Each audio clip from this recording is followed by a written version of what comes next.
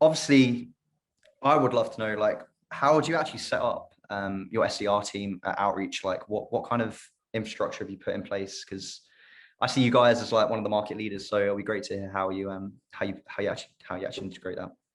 Yeah. Okay. So, well, I would say that this depends a little bit on where you are as a company. I mean, I hate to say it depends, but really every company is different. For us, like at this point, we have a pretty sizable team. We have like 70 SDRs and we want to be at like 90. So a very big team. And we have it divided up into segments. So we've got our SMB team, we've got a commercial team, we've got our enterprise team, and then we've got a strategic team. And then one thing that's unique about us that would apply to a lot of companies is we actually have a specific team for onboarding SDRs. That was when I first became a manager. We started this team, we called it the Agoji team, where all new SDRs went onto the same team and they had one manager that was specifically over those first 90 days. And we tried that out as an experiment. It worked well. We now have multiple Agoji teams, and we've been doing that for what, 4 years now. So yeah, so that's kind of one unique setup. But other than that, I mean, we've got teams for specific segments, and we divide inbound and outbound out. So interesting. So yeah, looking specifically at the onboarding SDRs, it's quite a unique thing. Like, what is there KPIs in place? Is it strictly, when you put the new reps onto this program, how do you measure it? Is it very qualitative or quantitative? Like, how do you determine success to actually move them into the core? I imagine they're going into the SMB team. How do you transition them into that? Okay, well, actually, something kind of interesting is we used to go this specific path of Agoji, then they go on the SMB, then they go into corporate, and then they move their way up. Sure. But the problem with that is actually, like, once they get to the enterprise team, they've been an SDR for a year, and the AE team wants them on their team. And so what we've done instead is, like, after people are done with the Agoji, we'll put them on the SMB team, or like certain people we'll put right onto enterprise or right onto commercial, right out of the Agoji. And that's worked out pretty well for us. So from a one little caveat there. Yeah, I was gonna say that's quite. So from the people that you're actually bringing into the Agoji program, like, are they fresh graduates that tend to come into that, or is it usually like second jobbers or people that have a bit more experience in the SDR function? And where do you see at Outreach, where do you see the success? Is it usually fresh grads, or is it usually them second jobbers you're looking to take? Yeah, good question. So it is all over the map.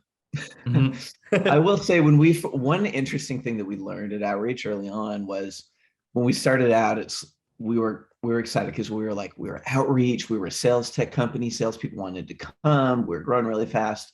And so we could afford to bring a lot of people on that we're willing to take a step back. Maybe they had been an AE, but they'll go and they'll be an SDR for a little bit to go work at Outreach. And so we had that kind of cool opportunity.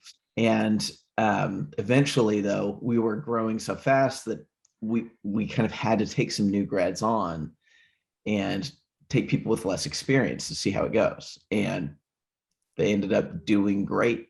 And so it really widened the pool of where we could hire from. So actually, a lot of times new grads will outperform.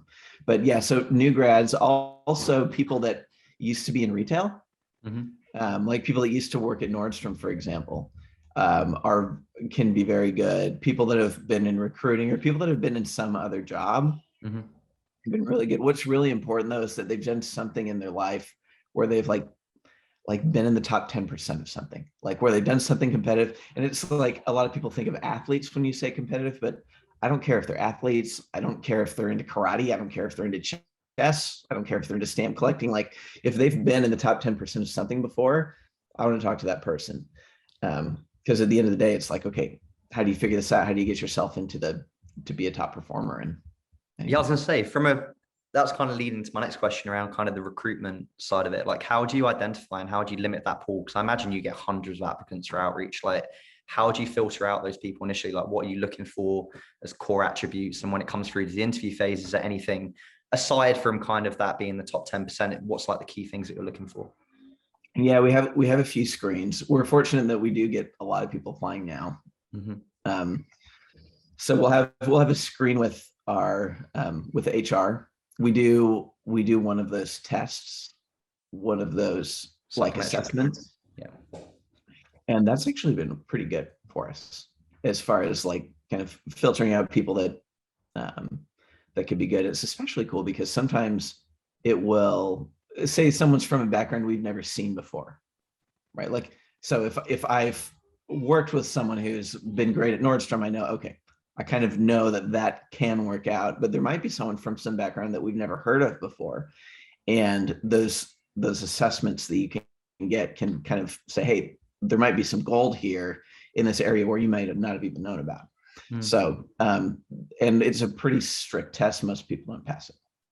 So then that will filter down a little bit, and then we'll get to the in-person interviews, and then, but that's kind of how we filter out the huge volume at the very beginning.